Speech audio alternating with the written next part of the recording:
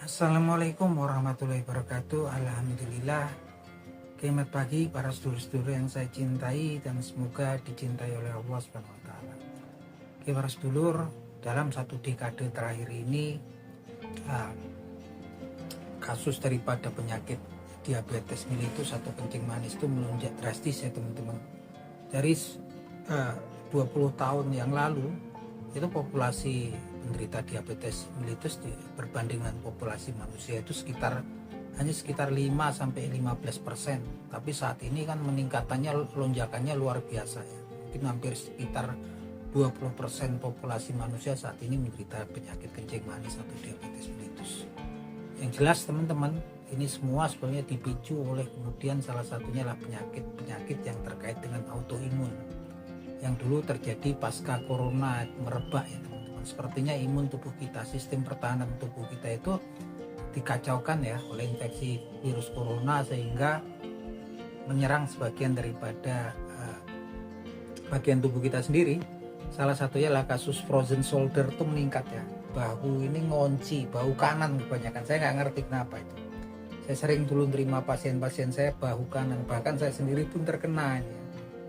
Ini ngunci ini ya, nggak bisa muter atau namanya frozen shoulder itu banyak terjadi di pasca corona. Nah teman-teman, selain itu juga saat ini makanan kita sehari-hari itu masih kandungan karbohidrat semua ya, gula dan karbohidrat.